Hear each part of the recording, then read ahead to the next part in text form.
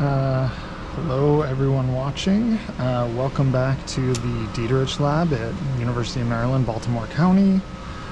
Today I'm going to be showing you how we set up imaging microscopes in our lab. These are typically microscopes that will generate a white light image, but are also amenable for confocal laser microscopy. And I'm going to show you how we build them here. And we're going to get an image that is comparable to this one that I have on the screen right here, which is a monolayer. This triangle right here is a monolayer of tungsten diselenide, and we're going to build a microscope system that can get us a comparable image to this one. Okay, so if you're doing this on your own, there's a few things you'll need, but many of them are pretty typical components. I'm going to use some maybe specialized components, but you can certainly replace those with more off-the-shelf things. I'll tell you why I'm using the things I'm using as we go, but know that you can do a lot of this with pretty typical optical components. Okay, so the things we are definitely going to need, though, are some sort of scientific camera. Here I have a CMOS camera from Thor Labs. Some white light source, some illumination source. I have this really big, really powerful white light LED right here. That's overkill for what we're doing today, but in my lab this is going to provide the white light for a few microscopes, and so having something strong like this just works for us. You're also going to need some sort of beam splitter. In my case, I'm going to be using pellicle beam splitters like you see here. Pellicle beam splitters are special in that they're incredibly thin, on the order of microns, and so you don't typically get additional images from reflections off of the back surface. This does make them very fragile, but if you're careful, you can use them just fine, and they do produce really superior images. And then finally, what we're going to need is a microscope objective. So I'm going to be using something slightly different than what you might be used to. Hopefully you can see this. I'm going to be using a reflective objective. And so there's no glass in this, it's all mirrors. You can sort of see that we have sort of one curved mirror face in the center and one mirror face on the outside. It's actually drawn schematically right here. And so light comes in, it hits this central mirror, gets bounced to the outer mirrors, and then focused down. In my lab, we typically use these because we're doing ultrafast spectroscopy, and we want to pass through as little glass as possible because that distorts our ultrafast pulses. But it also has the knock-on benefit that it has no chromatic aberration. And so when different colors pass through this objective, they focus to exactly the same focal plane. And so those are some of the reasons why we use those. Okay, and then finally we need something to image. I told you we're going to be taking an image of this monolayer tungsten diselenide flake. It's on this chip right here, right near one of the edges. I've just quickly built a sample stage that has 3 axes of motion so that we can find the chip and go and focus. I would suggest you use something more robust for doing actual experiments, but you will need the ability to move in all 3 axes if you're doing nanostructures like these. Okay. So, the first thing we want to do is get our objective set up, because without the objective we're not going to be able to image anything. And so I have a couple posts set up here, and I have a small assembly built where I have 2 posts here, and I have a mirror mount, and I have very carefully aligned this mirror mount to be an exact 90-degree reflection, so that if I send straight into the front here, it'll go straight down through, and then we'll be able to plug our objective in there. I want to make a side note, you're going to see a lot of these things throughout this demonstration. You can see a couple over here as well. These are just plastic caps that fit into the standard Thor Labs SM1 fittings. They're incredibly cheap. I highly recommend every lab have like 100 of these. They protect your optics from dust, they protect your optics from getting scratched while you're working on things. They're really incredibly useful. So I suggest you get some of these. Okay, so I'm going to take those off since we're actually going to be using the optic, and we're going to plug our objective in. Now, most objectives are not SM1, the standard Thor Labs threading, which I think Newport also uses but calls something different. Most of them will be threading called RMS, so I have an adapter here that my objective is going to thread into the interior of, and then that will then screw into our SM1 objective. It's important to always know when you're purchasing things, the compatibility of these sorts of things with each other, because especially with microscope components, there are many different standards to follow. Okay, so I've already set these two post holders up at the right width, and I've set them up at a height that I just know works for the range that this stage can reach. Okay, so now I'm going to lock that in. And actually, while I work on other things to keep things dust-free, I'll go ahead and put that in as well. So another thing you'll notice is that I tend to work a lot with lens tube systems and cage systems. So you can see here that I have this whole sort of optomechanical cage system set up. I really, really like these. I think they make construction really easy, and they make it easy to know where your light should be and where it actually is.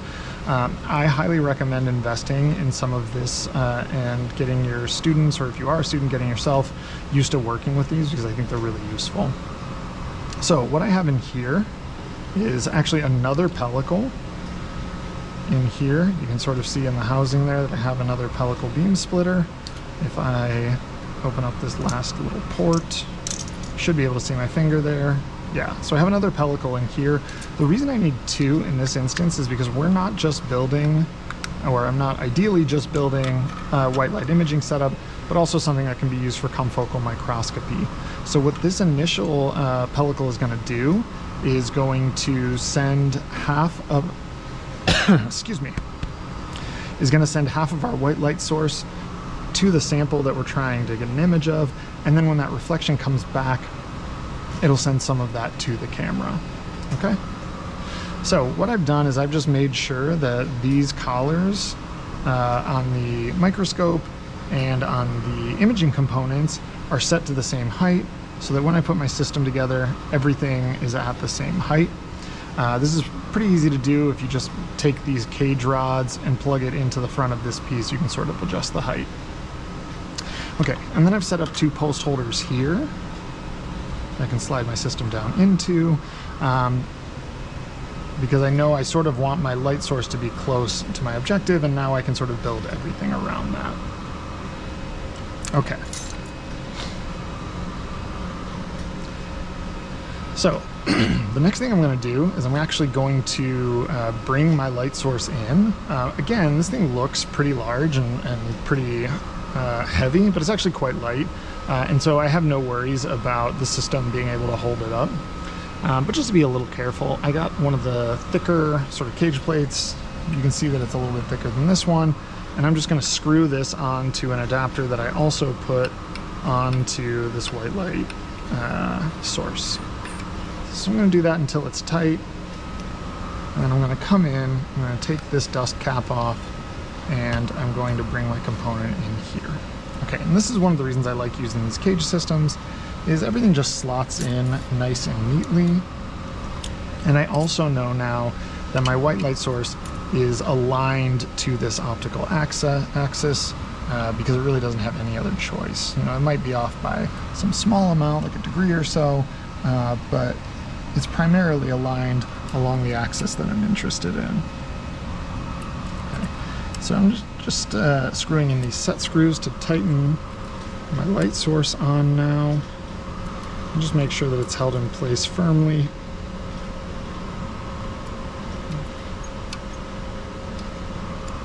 Great. Okay, and now I can turn my light source on, and I can see that sort of on my hand here. Now importantly, something we will need to keep in mind of if I take this dust cap off, since I have a pellicle beam splitter in here, I'm also going to get some light out this side, and we are going to want to do something with that so that doesn't end up leading into our image later on, but we'll deal with that in a couple minutes. Okay,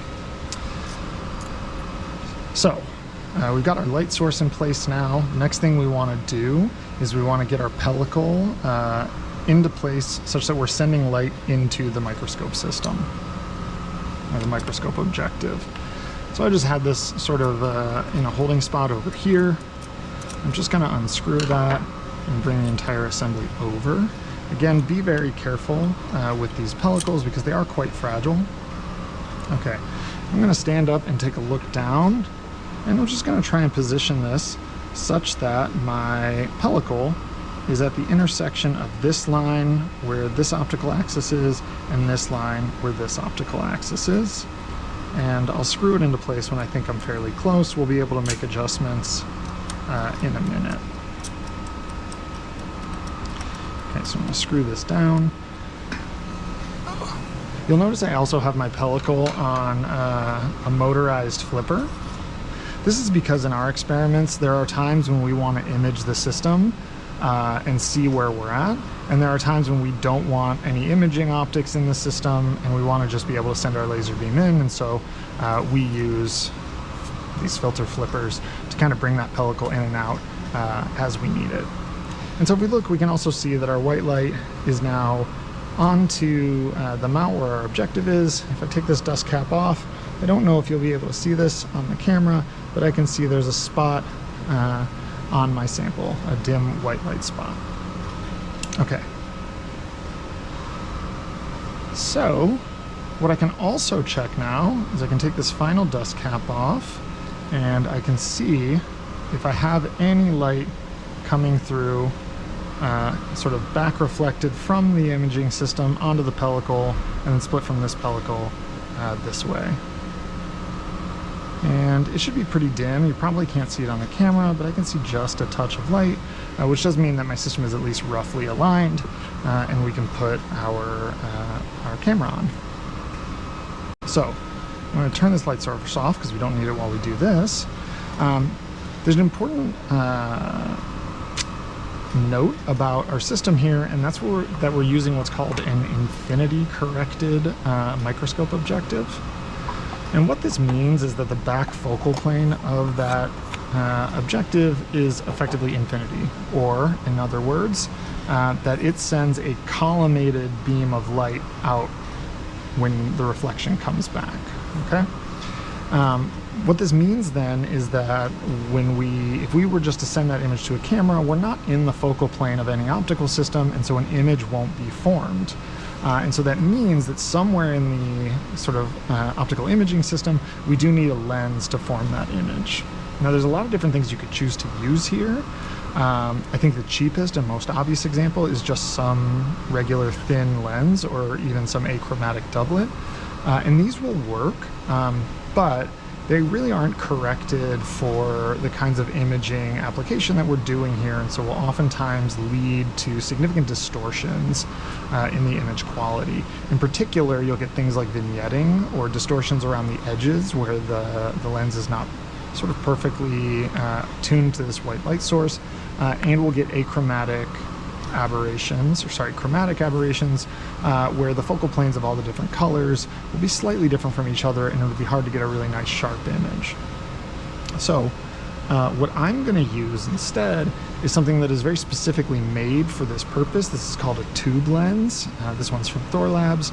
These are significantly more expensive than your typical achromatic lenses, but if you're working on microscopy, I think these are a worthwhile investment.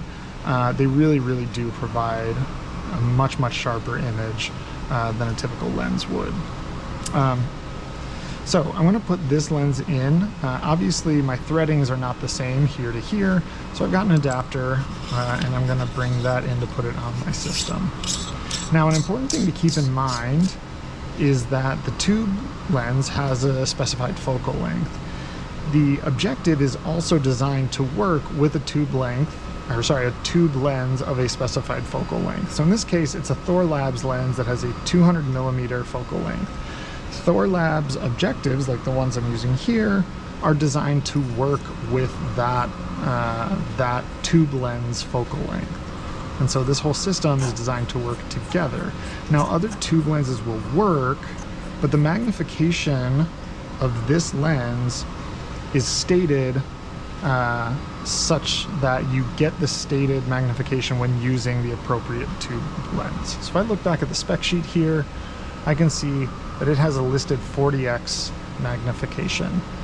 But what that means is that if I use a 200mm tube lens, you can see design tube lens focal length, it's designed for 200mm, which means that I will only get 40x magnification if I use a 200mm focal length tube lens and I place my camera at the focal length of that tube lens, right? If I change any of those parameters, then you have to go back to your sort of lens maker's equation and figure out what your actual magnification is going to be.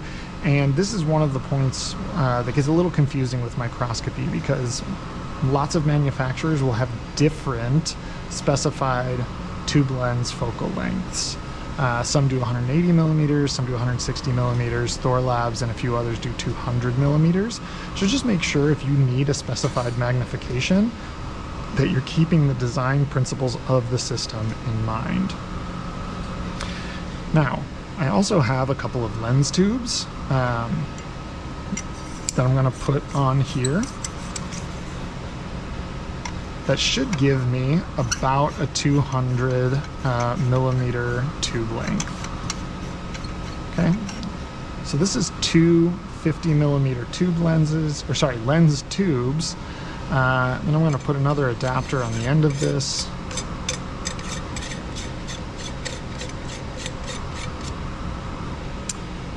Then I'm going to put, this is a zoom housing. What this does is allows me to make slight variations in the lens tube length. This is essentially a housing that moves slightly in and out. We probably won't need it, but I like to put these on just in case. And then we're going to put on our camera. And here I have a rotation mount on here to make my assembly a little bit easier, because this has a cord in it, and if I tried to screw this camera around, my cord would get all tangled. So instead, I just rotate the entire tube assembly. Okay, great. So my system is in there. It's nice and tight. If I now bring up my camera software, and I bring my pellicle back in and turn my light source on, we can mess around with focus and we should see an image form. Oftentimes finding the first image is kind of the trickiest one because you don't know what's not aligned appropriately. And so it looks like my system isn't fully aligned. I'm just going to do a little bit of tweaking around there. I can see something on my image that I can try and get in focus, and there we go. We have an image now. Great. So when your image is really out of focus, it can be a bit hard to tell if your system just isn't in focus and that's why you don't see anything, or if your system isn't aligned and that's why you don't see anything. And you can see here that it should be darker when you're not aligned, but sometimes depending on the substrate you're using, that can be a little bit harder to tell. So oftentimes I'll just give the pellicle a little bit of motion around and see if I can catch anything that appears to be moving with the pellicle, because usually that means that you're projecting some image around that you should be able to see. And then you can just sweep and I can see it moving in and out of focus, and then if I continue focusing, I see that I can sort of bring it into focus. Okay, great. So now I'm gonna take a second and find my sample. Oh, well, that was really lucky. And so here you can see I've found my sample. We see it on this image here. This is from a conventional microscope. This is from the microscope we just built. Now, there's a couple things I still like to do in this instance. One is what I mentioned to you before, and that's to do something with this, right? Because right now, we're imaging anything that comes down this optical pathway. And so light from that wall, for example, might be getting into our image. And I'll show you this. I'll turn off these lights. Well, I guess there's a lot of sunlight in here. It's a little hard to tell, but the image should get a little darker then. What I am gonna do is I'm actually gonna take a curved mirror and I'm gonna put that on the other end of my system. Now the reason I do a curved mirror here is I have a bunch of them, and so they're just available in my lab, but also because if I can find something to use, this will work, is because it focuses that light away from the image.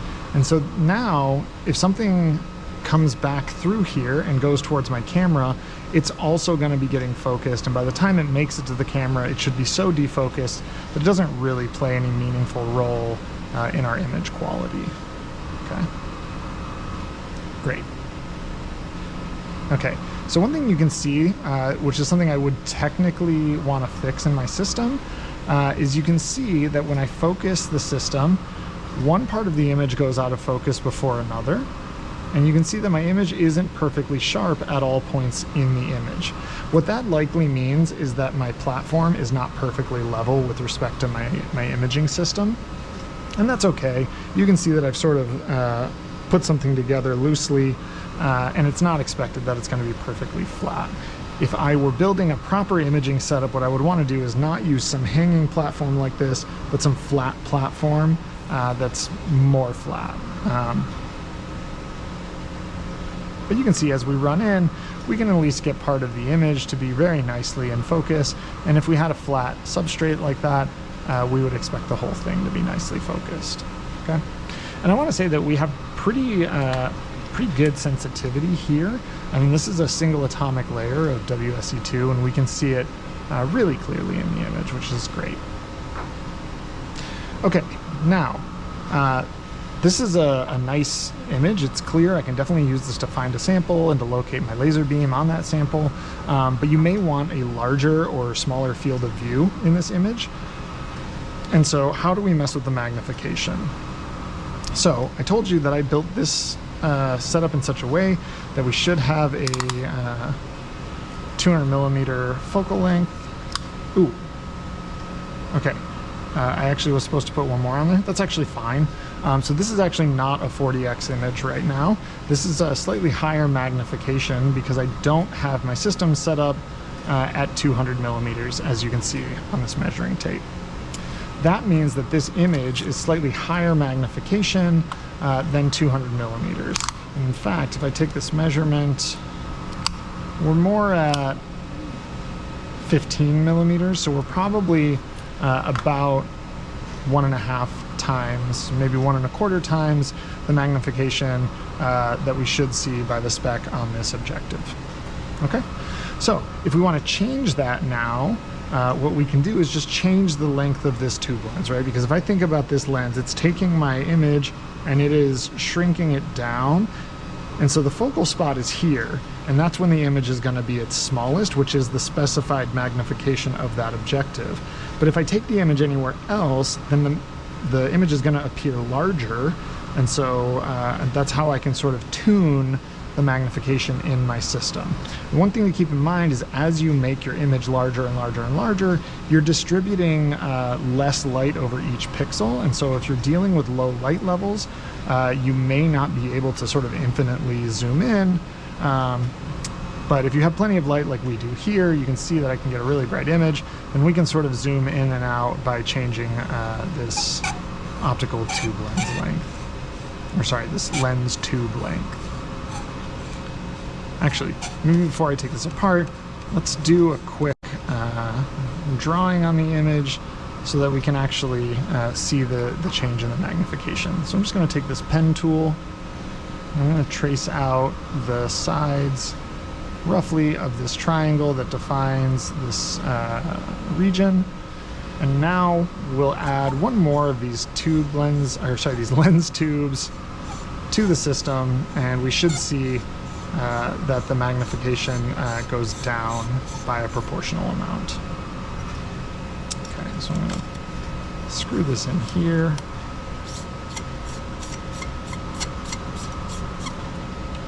And then screw it onto the rest of the system.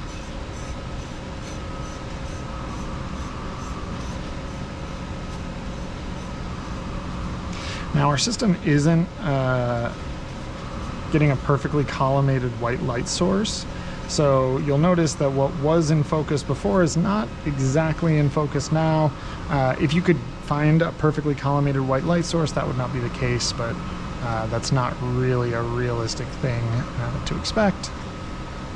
And so there's my sample, and now if I sort of reline up the edges with our drawing, you can see that the magnification has gone down a slight amount. Now the edge is right here where it used to be there.